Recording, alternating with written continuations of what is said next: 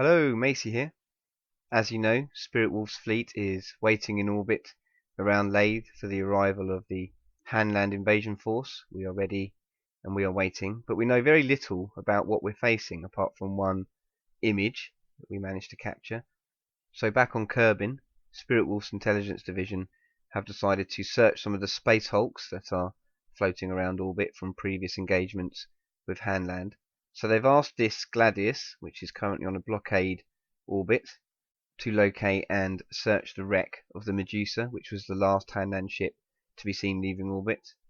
And there's the Kerberos, sister ship of the Vanguard, and here's the wreck of the Medusa, still floating close by in several pieces. So let's go and pick through her bones and see if we can find anything useful.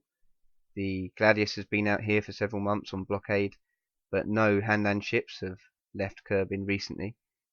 Why Hanland chose Val as their base of operations out there is a matter of some debate. Some think it's because of Spiritwolf's find of an alien artifact there, and maybe they think Spiritwolf is holding something back.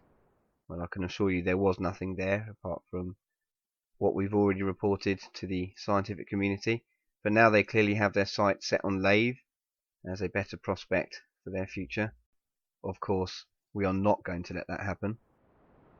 I'm using the atmosphere a little bit to save fuel, but here I am making the final rendezvous.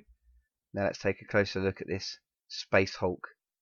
I've just parked here waiting for dawn so we can see what we're doing, and the sun looks so big in the sky back here on Kerbin. I've got very used to this tiny sun in the sky. So here it is, the derelict, the ghost ship. We caught the Medusa parasiting one of our orbital silos, trying to refuel and leave orbit, no doubt to join their fleet out at Val. But Spiritwolf deployed the Kerberos, which intercepted it and righteously blew it out of the sky, which is why it's in this sorry state. Well, the bridge is still intact, so I think that's a good place to start searching for leads, maybe some plans or anything. But there are two Kerbals still on board, so apparently Hanland doesn't come and rescue its pilots. They both have agreed to be taken into custody. I think they are pretty pleased to see us. They don't look in very good shape. They've been up here for some time with dwindling supplies. So I don't think we're going to need to forcefully interrogate them. They do seem quite willing under the circumstances. But before we take them on board, we're just going to have a good look round, make sure they're not hiding anything or have any nasty surprises planned. But I don't think they're feeling very well disposed towards their former employer at this moment in time. So they've agreed to come peaceably, and they've agreed to cooperate with our inquiry and answer any questions we may have, which is a very good result. That's both the Hanland crew now safely on board. Now it's time to get our man back after conducting his search. Our two new guests seem very nervous, and apparently that's because they've been told Spiritwolf execute captured pilots, which of course is ridiculous, and we've told them so. In fact, it turns out that they've been spun quite a few falsehoods about Spiritwolf and their nature. So first of all, we need to set these guys right about what we're really about, and hopefully they will sing like canaries. Both pilots have military backgrounds, and it seems they were approached by Hanland and offered contracts, and apparently this is how their whole force operates. They are all mercenaries and told God knows what half-truths. The Bill Kerman we have on board is not a clone. Apparently that's just a Hanland code name, in this case meaning rookie pilot. So all this paranoia is mostly for nothing. I'm just going to get rid of this hulk now, destroy any evidence that may remain, and put to rest any ghosts. And that's a good hit actually, that's pulled it apart. These standard torpedoes are very unreliable. Sometimes you have astounding results and sometimes they do almost nothing. I think it's about whether you get the weak spot or not, but that's just torn it apart quite satisfyingly. So let's just hope that's a good omen, because in the battle to come we're going to need some shots like that because we are horribly outgunned. Back to the interrogation. It seems that Hanland think Spiritwolf is a monopoly over what should be a free enterprise. And if we are allowed to continue, then we will own the system and become some cruel overlord, which of course isn't true. But under this pretense, they have managed to raise an impressive fleet from other organizations that are pitching in with them, and various other sellswords and mercenaries. But they've given us a very good description of this fleet. Firstly, we have two shades, which we know well and have come up against these a few times now. They can be quite dangerous, especially against our light and medium fighters. They lack the power to really take out a capital ship because of those standard torps and how unreliable they are. But it does have 6 of them. So 2 of these in the field is going to be a daunting prospect, but we can take them out. Secondly, we have the Grendel class heavy destroyer. Now this is a problem. The missiles on this ship are very much like the Hades, and it has 2 of them. This is a very, very dangerous ship. This could take out our capital ships very easily. It also has lots of armor, but very little defense against fighters. This is built by a company called Campbell Industries, which are very good at making ships, but are a smaller company, and it seems they have fallen in with Hanland, perhaps disastrously. And this formidable looking ship, the Thor class torpedo frigate, designed by a man known only as the Shrimp of Doom, quite ominously. Nothing more is known about this organization, but clearly they too have fallen in with Hanland. This is armed with 24 missiles. 24. This ship I am very worried about. This could tear apart a capital ship or a fighter with ease. And finally, the Suestra command cruiser. This particular organization is in command of the fleet over Val and will be in command of the invasion force. This is a great worry because they've had lots of experience in the field and are known as some of the greatest pilots out there. So, Suestra, why have you forsaken us? Why have you joined Hanland? Although a tactical vessel, this cruiser is armed with 10 torpedoes. So that's it.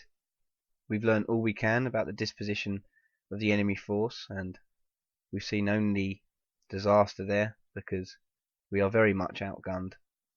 All we can do is hold true to our purpose and try and survive.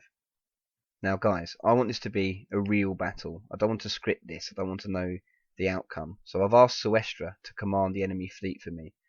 In this sense, I can really fight for my existence. And I've told him to use whatever means necessary to take me down, because I think that's what Hanland would be doing here. These are the rules I've put together to govern this engagement and make sure it's fair in some way. It's based around the principle that fighters should be able to engage first, because they will have the initiative over the much more ponderous larger ships. So, let's see how this pans out. Enemy forces have just arrived in orbit. They have the initiative. The stage is set. Both sides have everything to lose. Let the battle for Laythe begin.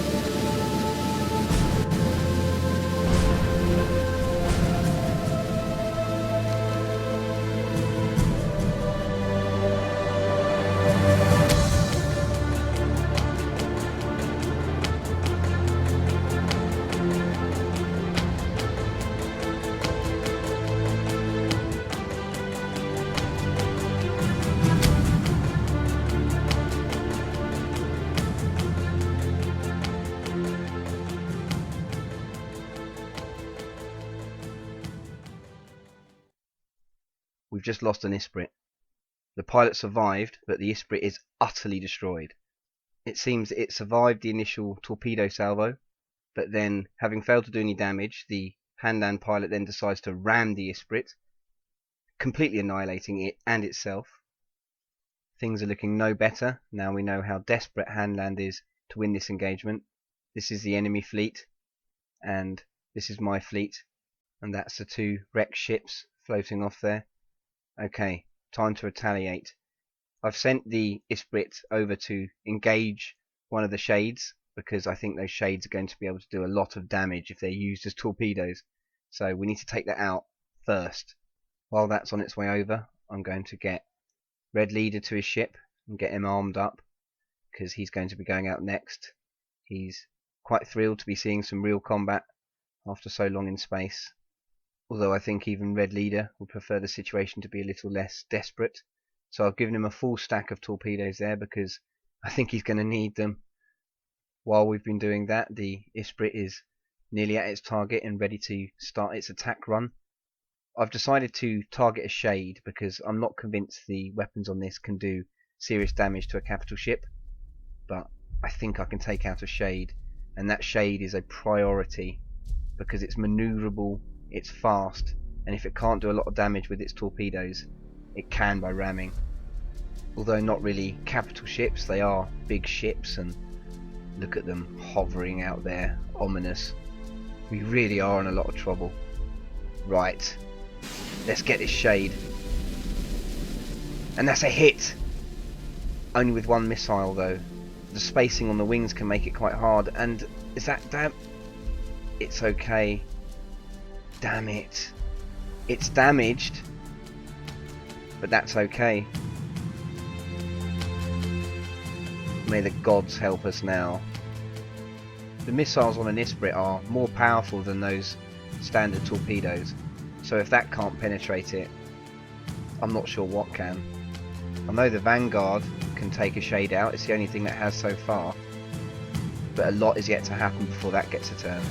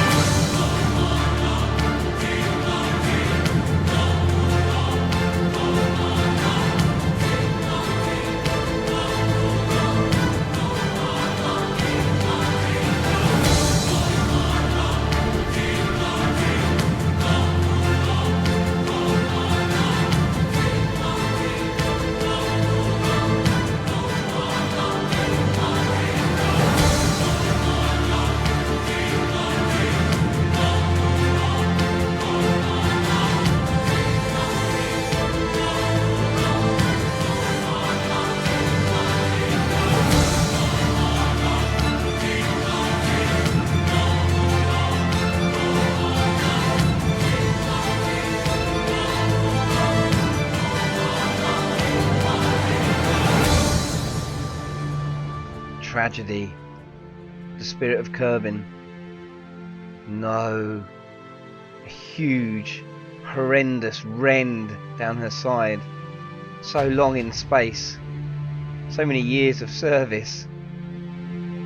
It's awful to behold, but she's still together, and she's still fighting. So Red Leader, time to retaliate. It's clear the enemy wanted to prevent this from launching, but if you saw all those torpedoes hit the back wall of the hangar and one got lodged in the gas reserve, so no damage was dealt, and miraculously the fighter was untouched. But then, again, used as a battering ram, that shade did immense amounts of damage. With both Hanland fighters now out of action, it's time to target one of these bigger ships. Now, I think the greatest threat to me is the Grendel, because that is the one that's going to be able to take out the Vanguard, and the Vanguard, I needn't say, is going to be our saviour if anything is. So I need to take this ship out now, because if we lose the Vanguard, this is all over. But these torpedoes, is it going to be able to penetrate? I have no intention of ordering any of my fleet to ram anything, because the surrender of your ideals and principles is not worth any victory. You've lost already. So now we're in range. It's time to release the first torpedo. And off she goes. Now for the next one. No, what's this? Oh, it's stuck. You're kidding me. It's stuck. Oh, sod it. I'm going to release both of them before our window closes. There you go. One big bumper torpedo. I'm going to follow this in. Who knows, maybe this bigger torpedo will do more damage. I've shot it from quite far away, so it'll be able to build up quite considerable speed. And that's the first torpedo with a hit. That's a good sign. It probably means we're on a good trajectory. And here it goes. Here we go. Glorious. Glorious. What a hit. I have no idea why that just went boom so easily. I must have hit some sort of gas reserve or something. Oh my word. Okay, I'm going to fly through the wreckage now as my victory. Look at all that. Oh, hang on a minute. Oh, Macey. You idiot. You idiot. I was so drunk on success that I just rammed the debris. I have no excuse. You idiot. I've really hurt it as well. Look, I've knocked the whole side off. Oh, how could I have done that? Red Leader, I am so sorry.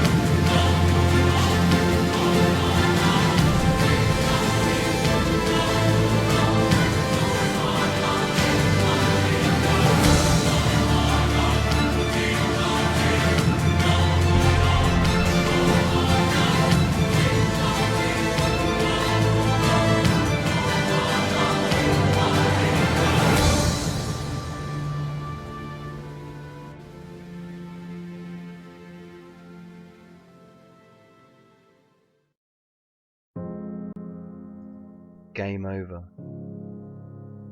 She's a wreck. She's a complete wreck. Let's see if there's any survivors. I think we're going to be okay. The back half of the ship seems relatively intact. All present and accounted for. It looks like the engine survived, but the front half of the ship is totally annihilated. And they've broken her back. There's no repairing this one. So this is how it looks now.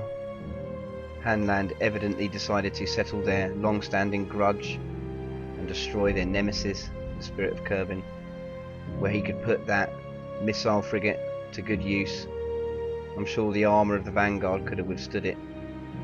So they decided to totally annihilate Spiritwolf's flagship. It's hard to come back from this. But we have one ship still standing. We have the Vanguard, and now it's time to pay. the enemy have one ship only with ammunition, the command cruiser. It's now time to finish this.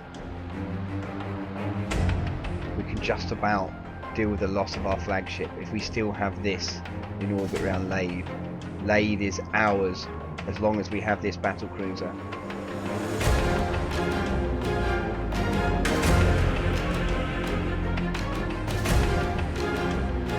Goodbye, Hanland.